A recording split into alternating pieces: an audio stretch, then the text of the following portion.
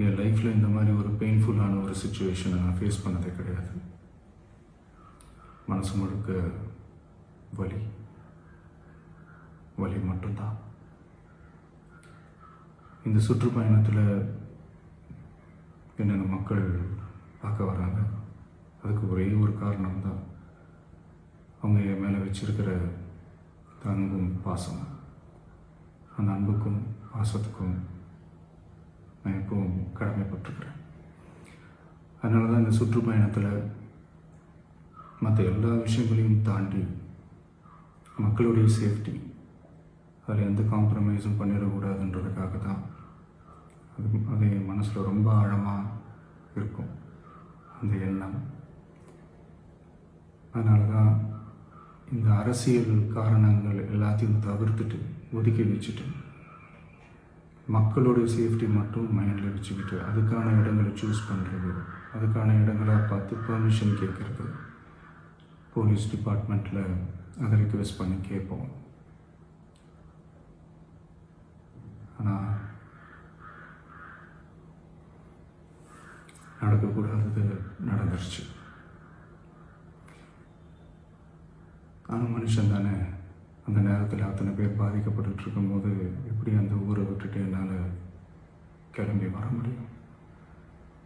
நான் திரும்ப அங்கே போகணும்னு இருந்துச்சுன்னா அதை ஒரு காரணம் காட்டி அங்கே வேறு சில பதட்டமான சுச்சுவேஷன்ஸ், வேறு சில அசம்பாவிதங்கள் அந்த மாதிரி எதுவும் நடந்துடக்கூடாதுன்றதுக்காக தான் நான் அவாய்ட் பண்ணேன்.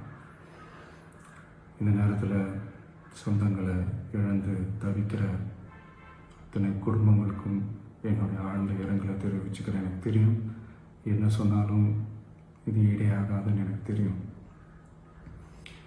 ஹாஸ்பிட்டலில் ட்ரீட் பண்ணிகிட்ருக்கிற எல்லாருமே சீக்கிரமாக க்யூர் ஆகி வரணுன்றதை இந்த நேரத்தில் நான் வேண்டிக்கிறேன்.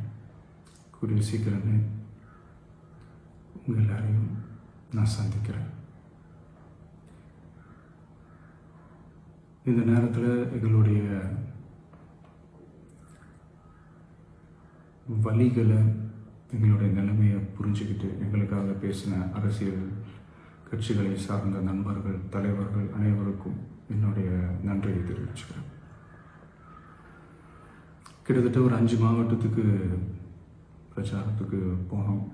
இந்த மாதிரி எதுவுமே நடக்கல. ஆனால் கரூரில் மட்டும் ஏன் எப்படி நடக்குது, எப்படி நடக்குது?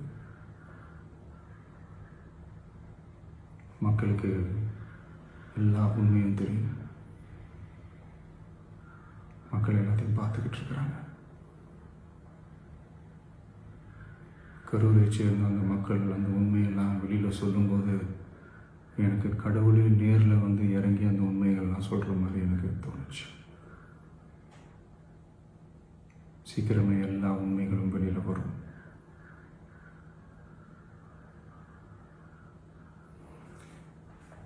எங்களுக்கு தரப்பட்ட இடத்துல நாங்கள் போய் அந்த அந்த ஸ்பாட்டில் நின்று நாங்கள் பேசிட்டு வந்தோம். அதை தாண்டி எந்த தவறும் எங்கள் சைடில் நாங்கள் எதுவுமே செய்யலை. பட் இருந்தாலும் எங்கள் கட்சியை சேர்ந்த நிர்வாகிகள், தோழர்கள் மேலே எஃப்ஐஆர், அது மட்டும் இல்லை சோஷியல் மீடியாவை சேர்ந்த நண்பர்கள், தோழர்கள் அவங்க மேலே எஃப்ஐஆர்லாம் போட்டு இப்போ பிடிச்சிக்கிட்டு இருக்கிறாங்க.